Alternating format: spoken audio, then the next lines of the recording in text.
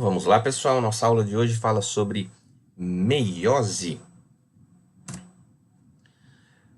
Então, meiose é aquele processo onde uma célula diploide formará 4 células que são haploides, e essas células, como nós já falamos, formarão gametas, tomando como exemplo, no caso da espécie humana, uma célula diploide 2N, que é uma espermatogônia. A exemplo, formará 4 células haploide, que são espermatozoides. Tá? A importância da meiose, duas coisas que você precisa fundamentalmente lembrar, é que ela reduz o número cromossômico, que é para permitir a manutenção da quantidade cromossômica na espécie, para que você não tenha nenhuma anomalia ou o impedimento da formação do indivíduo, porque, como eu falei, na espécie humana, você tem que ter 46 cromossômicos. Se não tivesse essa manutenção, receberia aí o material genético diploide de cada um dos pais, você teria 92 cromossomos, o que seria inviável. Tá? E mais importante que isso é o crossing over, ou permutação, que é a variabilidade genética. É isso que permite que indivíduos sejam diferentes. E é isso que faz da biologia, tá, algo tão bonito. A diferença entre os organismos, as diferenças entre espécies, que faz com que haja essa variabilidade de organismos no planeta. Tá? Nós já falamos anteriormente sobre isso. Indivíduos que são geneticamente iguais, tá, na natureza, quando você tem reprodução assexuada, se uma determinada doença afeta essa espécie, os indivíduos que são geneticamente iguais, eles têm uma propensão maior a sofrer com relação a isso, inclusive a ser extirpado por conta dessa igualdade, porque geneticamente, se aquele indivíduo sofre por uma anomalia, por uma doença, a probabilidade de que os outros indivíduos também sofram, ela é muito maior do que se os indivíduos fossem geneticamente diferentes, porque daí os organismos se comportam de maneira diferente. E essa variabilidade, ela acontece aqui na meiose, no chamado crossing over, tá? Nós vamos falar sobre isso a seguir. Então, a meiose, diferente da mitose, ela é um processo mais complexo, mais longo, e ela é dividida em 2 partes, são 2 divisões, tá? Meiose, portanto, tem a chamada divisão 1 e a chamada divisão 2. Em algumas literaturas você vai encontrar como meiose 1 e meiose 2. E essa meiose 1 e meiose 2 é como se você estivesse repetindo as fases da mitose por 2 vezes, que recebe a mesma nomenclatura. Não é igual, mas recebem os mesmos nomes. Então, prófase, metáfase, anáfase e telófase, só que aí nós dividimos como prófase, metáfase, anáfase, telófase 1 e processo igualmente, prófase, anáfase, telófase, metáfase 2, tá? Eu não falei para vocês, mas nós podemos, para lembrar isso daqui, é só você pegar as iniciais, ó, pró, meta, ana, telefonar, telefonar. Então lembra da frasezinha, prometa, ana, telefonar. Então, pró, meta, ana, telefonar, você lembra da sequência, prófase, metáfase, anáfase e telófase. A principal diferença que nós vamos observar aqui é que a prófase 1, que é a divisão dentro da divisão 1, ela é dividida em 5 etapas que cá estão: leptóteno, zigóteno, paquíteno, diplóteno e diacinese. Entre essas etapas, o mais importante, aquilo que eu preciso que você lembre, é o chamado paquíteno, porque é nele que ocorre o crossing over. Tá? Aqui nós temos a mesma ilustração anterior, mostrando para você o que acontece na divisão 1 e na divisão 2. Qual a diferença da divisão 1 para a divisão 2? O que nós temos agora na meiose é que é o seguinte: a partir de uma célula diploide, que nós temos aqui, com 2 cromossomos, tá? Esses 2 cromossomos, durante a intérfase, eles duplicam. Então, olha a ilustração. Um cromossomo fica duplicado, naquele formatinho de X.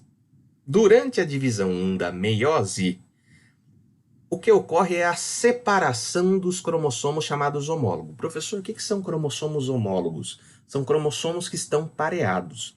Nós, humanos, nós temos, a exemplo, eu vou usar sempre o humano como exemplo, porque é mais fácil para nós pensarmos, de 23 pares de cromossomos. Por que a gente fala que são 23 pares, professor? Porque os cromossomos são homólogos, eles formam pares. E esse par, na verdade, é formado entre um cromossomo que veio do pai e um cromossomo que veio da mãe. Então, quando eu falo nos 23 pares, se nós falarmos assim, o par número 1 de cromossomos refere-se a uma informação que veio lá no cromossomo do pai e uma informação que veio no cromossomo da mãe. E o que nós observamos aqui é, na verdade, que essa célula, esses dois cromossomos se duplicam. Imaginemos que esse aqui seja o cromossomo paterno e esse é o de origem materna.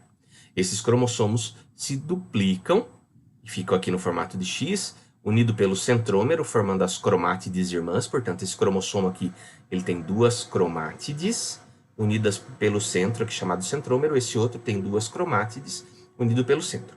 Durante a divisão 1, ocorre a separação dos cromossomos homólogos, ou seja, essa célula se divide ao meio, formando duas células, onde um cromossomo duplicado vem para cá, o outro cromossomo duplicado vem para cá.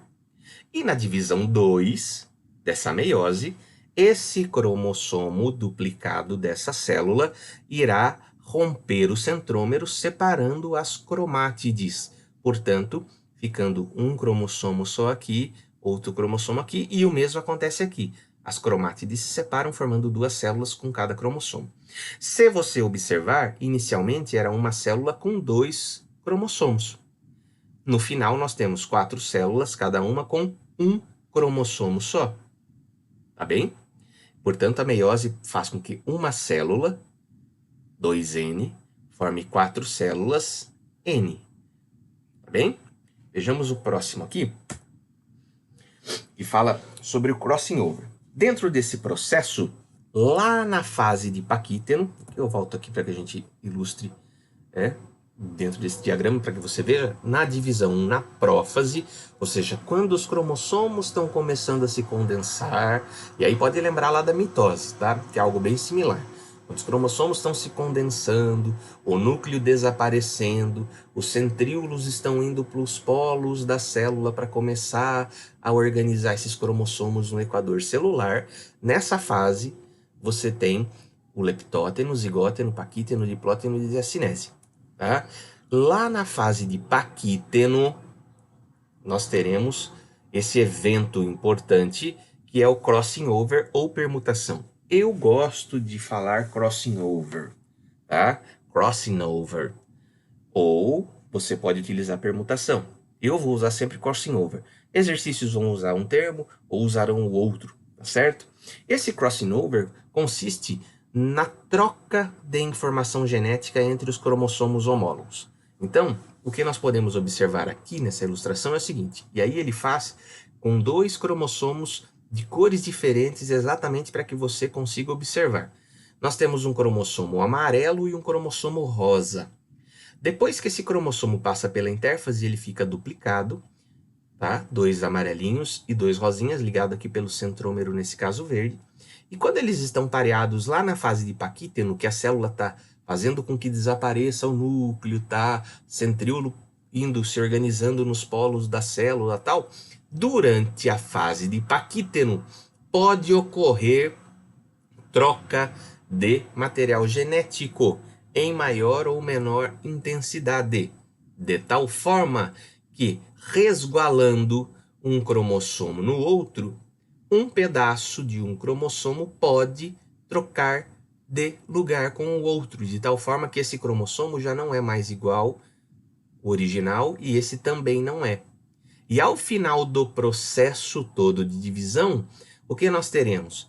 Sempre nós observaremos cromossomos que podem estar iguais ao original, veja, amarelinho com amarelinho, rosinha com rosinha, e os chamados cromossomos recombinados, que tem essa diferença entre eles aqui, tá? Por isso que você que tem irmãos, você não é igual ao seu irmão.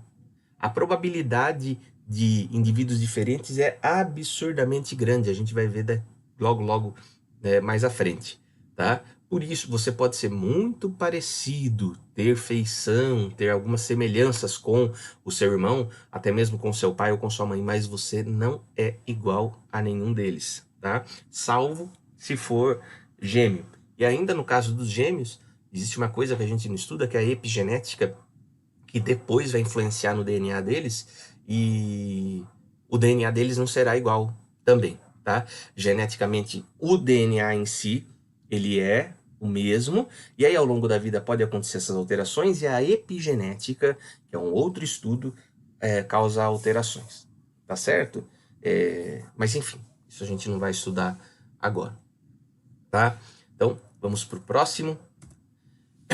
Ilustrando melhor o crossing over, nós temos aqui, olha, cromossomos duplicados, azulzinho e o vermelhinho, e aqui é legal, olha, porque ele está mostrando para gente que dentro do cromossomo azul, nós temos um segmento A, um pedacinho aqui, olha, A, B, C. O que é isso, professor? Seria o equivalente aos genes. Não imagine que você tenha o gene A, B, C, duplicado aqui, ó, A, B, C, só que esse aqui é o Azão, Bzão, Czão, e no vermelho você tem o recessivo, Azinho, Bzinho, Czinho, Abinho, Azinho, Bzinho e Czinho, tá certo? Sem trava-línguas. E aí, o que acontece no crossing over é troca desse material genético de tal forma que ocorra uma recombinação. Veja, esse cromossomo continua original, esse cromossomo recombinado, ele agora é Azão, Bzão, Czinho. Esse outro é Azinho, Bzinho, Czão. E esse outro Azinho, Bzinho, Czinho. Tá lembrando lá da genética, quando nós falávamos dos cruzamentos? É exatamente isso. As recombinações, tá? Quando nós tínhamos lá a segregação independente, que nós criávamos aqueles possíveis DNAs, aqueles possíveis códigos genéticos, vamos chamar assim, aqueles possíveis alelos que nós recombinávamos, é exatamente isso. Só que lá é a segregação. Agora existe uma parte da genética que chama recombinação. Existem probabilidades para isso acontecer, tá? É diferente, mas só para você conseguir lembrar disso daqui, tá certo? Então nós temos aqui os cromossomos recombinados, eles trocam, tá? E isso permite com que haja essa variabilidade genética que eu mencionei para vocês, tá? Para nós falarmos então das fases, para você entender direitinho o que acontece dentro de cada uma das fases da meiose, então nós temos aqui ilustrado a prófase 1. Então na prófase 1, já imaginando que os cromossomos, eles já passaram pela intérfase, já duplicaram, nós temos aqui na prófase 1, você consegue perceber, olha, essa parte acinzentada aqui que está esmiuçando, isso daqui seria o equivalente ao núcleo que está desaparecendo. Aqui nós temos os centríolos. Esses centríolos, eles vão vir para o polo celular. Eles vão se deslocar, cada um ficando numa ponta. E aqui nós temos, na ilustração, um cromossomo duplicado azul e um cromossomo duplicado vermelho. Se você observar, eles estão se tocando. Ó, então, eu tenho 2, 3 pares de azul, 2, 3 pares de vermelho. E eles estão se tocando, ou seja, está ocorrendo crossing over aqui nesse momento. Note que a próxima etapa é a chamada metáfase. Na metáfase, os centríolos já foram para os polos, as fibras do fuso já se ancoraram nos cromossomos, e aí a gente observa aquele ancorado, e os cromossomos estão bem dispostos no equador celular, muito bem condensados, e dá para a gente observar isso. Note que já ocorreu o crossing over aqui, dá para a gente ver que existem pedaços trocados do cromossomo, tá? Melhor ilustrado está ainda aqui na anáfase. O que acontece na anáfase 1? Os cromossomos homólogos se separam e vão cada um para um lado da célula. E eles já estão permutados, já estão trocados, olha as informaçõezinhas aqui, misturados, tá certo? Voltando. E por último a telófase, veja, indo o triozinho aqui para um lado e esse trio de cromossomos duplicados para o outro, ocorre a telófase, a célula se rompe, vão 3 cromossomos para um lado, 3 cromossomos para o outro, duplicados, e começa, olha, acinzentado aqui, a formar o núcleo de novo. Ou seja, formam-se 2 células, com 3 cromossomos, uma, 3 outras, só que cromossomo duplicado. Acabada a telófase 1, vamos para a prófase 2. o núcleo volta a desaparecer, e aí nós temos duas células, aquelas duas anteriores acontecendo. Os centríolos se reorganizando, vão para os polos, os cromossomos vão voltar a se condensar, e aí nós temos a metáfase 2, onde os centríolos estão liberando as fibras do fuso que ancoram os cromossomos, que estão muito bem condensados aqui no equador celular. Perceba que a gente está observando os cromossomos e dá para ver direitinho que eles têm as permutações aqui, olha, as trocas de cores. Ou seja, eles não são iguais aos originais, eles foram alterados. E isso é a variabilidade que eu estava falando. Aí o que tem que acontecer agora? Os centrômeros vão se romper por conta da força dos das fibras do fuso que estão puxando agora esses cromossomos. E aí, ao romper o centrômero, o que acontece? Cada uma das cromátides irmãs irá se separar e vai cada uma para um canto, olha. Cada uma das células. Então, elas vão ser puxadas. E aí, essa célula se romperá ao meio, formando núcleo novamente, e os centríolos aqui desaparecem com as fibras do fuso, tá? E aí ocorre o rompimento, formando 1, 2, 3, 4 células, tá? Como nós podemos observar nessa ilustração. Então, ó, a partir de uma célula 2N, nós temos a duplicação do material genético, nós temos aqui a meiose 1 acontecendo, a meiose 2, e ao final, uma célula, 4 células, perdão, cada uma com um cromossomo com relação ao original. É exatamente o que a gente acabou de observar nas ilustrações anteriores, tá? E o mais importante, chegando aqui ao final, olha, permutados, tá? Tem alguns cromossomos que ficaram originalmente, com a característica original, né, com a informação, e outros permutados, que significa variabilidade genética, tá certo? Quero que você assista agora um videozinho, tá? Vou colocar aqui para vocês.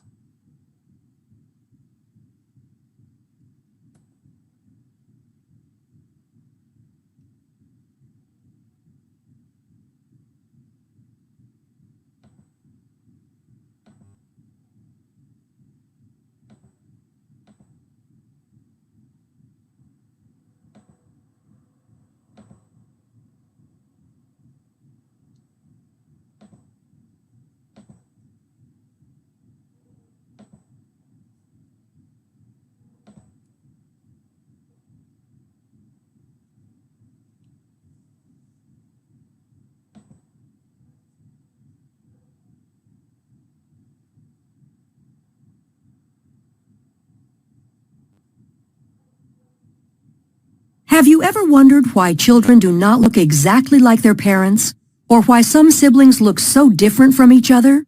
The answer lies in the process of meiosis, which generates the gametes for reproduction. Meiosis is the process by which haploid cells are produced from a diploid cell. For this to occur, the chromosomes must be correctly sorted and distributed in a manner to create genetically unique cells with half the number of chromosomes as the original cell. Meiosis occurs in special cells called germ cells within the gonads of males and females. For the successful reduction in the number of chromosomes to occur in the new haploid daughter cells, 2 rounds of divisions are necessary. These divisions are termed meiosis I and meiosis II. Although the processes of mitosis and meiosis look similar, there are a few major differences. One obvious difference is that mitosis results in 2 diploid daughter cells, and meiosis results in 4 haploid cells. As in mitosis, meiosis begins after a cell has successfully completed the G1, S, and G2 stages of interphase. During the S phase of interphase, the DNA is replicated, producing 2 copies of each chromosome called sister chromatids. The paired centrioles in the cytoplasm duplicate and begin extending microtubules that will form the meiotic spindle. Sister chromatids remain attached at the centromere and condense as the cell enters prophase 1 of meiosis. Up to this point, the cell looks similar to mitosis, but two events occur in meiosis that do not occur in mitosis and lead to genetic diversity. The first event occurs during prophase 1, when homologous pairs of sister chromatids lie side by side in a process called synapsis, forming a tetrad or bivalent. The homologous chromosomes share similar, but not necessarily identical genes. Once this structure is formed, the second event, called crossing over, can occur. During crossing over, a physical exchange between chromosome segments of non-sister chromatids occurs, increasing genetic diversity. Prophase 1 concludes with the fragmentation of the nuclear envelope as the duplicated centriole pairs move to opposite poles of the cell. As they move, the centrioles extend spindle fibers, forming the meiotic spindle. In prometaphase 1, with the paired centrioles in place, the meiotic spindle is fully formed. The sister chromatids attach to the spindle fibers by their kinetochores. Here, another key difference between mitosis and meiosis occurs. Because of synapsis and crossing over in meiosis, homologous chromosomes remain aligned, so that a pair of sister chromatids is attached to only one pole by the kinetochore microtubules. In mitosis, each sister chromatid is attached to a spindle fiber. The fibers originate from opposite poles. During metaphase 1, bivalents randomly align along the metaphase plate. Due to independent assortment, this alignment is random and adds to genetic diversity. In anaphase 1, the homologous chromosomes separate and move toward opposite poles. Meiosis 1 ends with telophase 1, when the chromosomes decondense and the nuclear envelope reforms. Cytokinesis separates the cytoplasmic material, and the two daughter cells are separated by a cleavage furrow. Since the final product of meiosis 1 is two haploid cells, meiosis 2 begins without the chromosomes going through another round of DNA replication. Centrioles again duplicate and begin moving to opposite poles of each cell. In prophase 2, the sister chromatids condense while the spindle starts to form as the nuclear envelope disappears. In prometaphase 2, the sister chromatids attach to the spindle by kinetochore microtubules, with sister chromatids attached to opposite poles. The spindle aligns the sister chromatids along the metaphase plate during metaphase 2. During anaphase 2, sister chromatids separate and individual chromosomes move toward the poles. The entire process ends with telophase 2, as the chromosomes decondense and the nuclear envelope reforms. Cytokinesis occurs and cleavage furrows separate the two daughter cells into 4 haploid daughter cells. The haploid daughter cells will specialize into gametes, either sperm or egg. These fuse in fertilization to form a zygote, which will grow into a child. The child receives half its chromosomes from its mother and half from its father. Because men and women produce millions of gametes, and the selection of gametes in fertilization is random, this contributes to genetic diversity. This explains why a child isn't identical to either parent. But why aren't siblings identical? The diversity comes from several sources. In prophase 1, non-sister chromatids can exchange DNA through crossing over, increasing the genetic diversity of individual chromatids.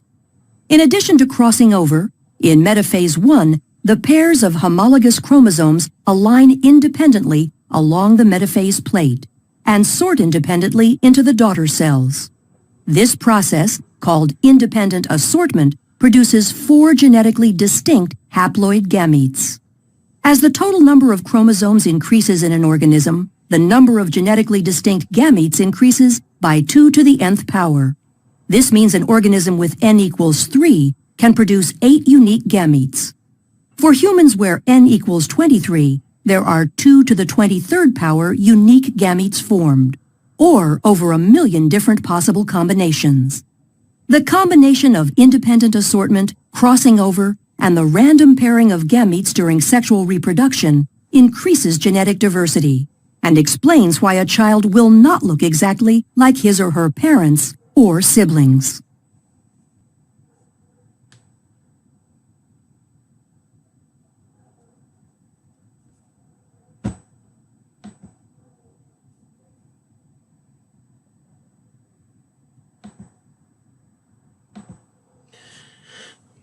Muito bem, pessoal. Então, veja que ele explica aí no final do videozinho, e aí a gente termina a apresentação aqui, falando que na espécie humana, para que a gente descubra o número de gametas, né, 2 elevado a n, nós temos 23 pares de cromossomos, então seria 2 elevado a 23, a possibilidade de milhões de gametas diferentes. Tá certo?